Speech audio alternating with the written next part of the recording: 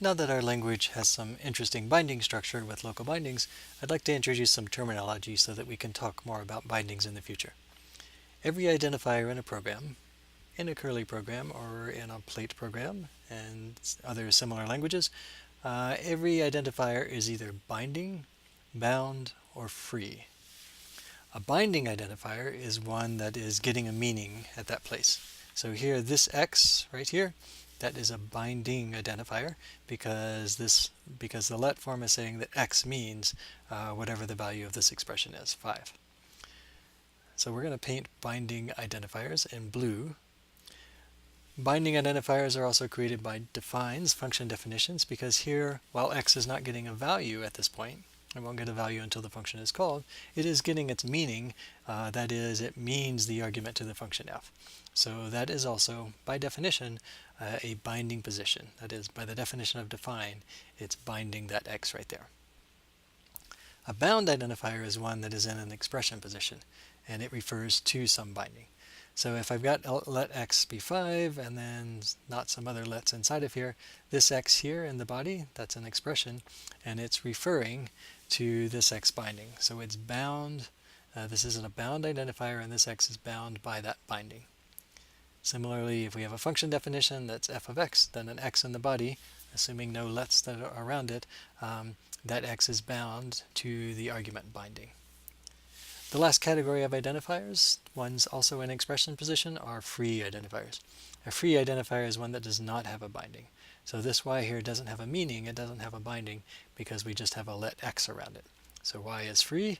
Similarly, if there's just a y sitting in the body, f of x, that is a free y. Every identifier is one of these three things, and ones in expression positions are either bound or free, the rest are binding. Let's look at a few more examples to see how this works. Here I've got a nested let. I've got x, y, z, and x. Those are all my identifiers in the program. These two are the binding ones, and the others are either bound or free.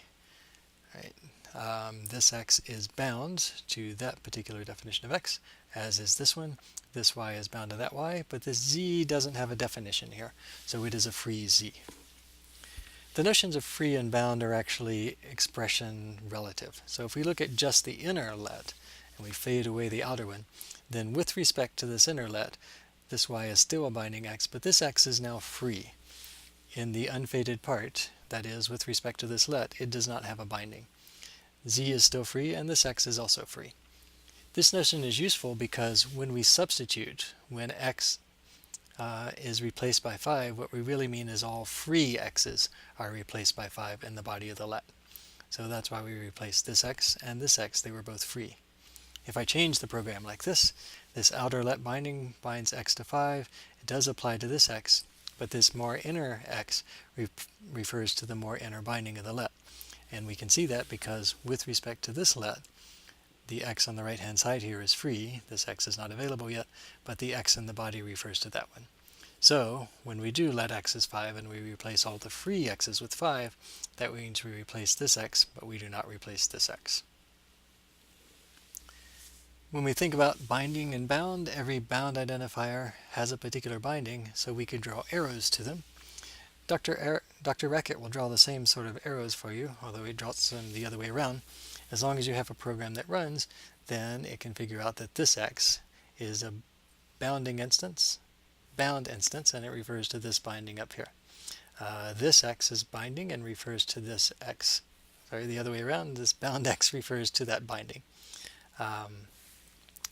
And if I change this to a y, then now this x refers to the outer binding x, so that binding has two bound uses. As we said, a function definition binds its argument variable for uses in the body. So these x's are bound and refer to the binding that is the argument name. In a sense, a function definition is also a binding of the function name, and a function call that uses that name is a bound instance of the name. We have separated function names from variable names so far, but in the future we'll unify them, and this terminology will make even more sense with respect to function names.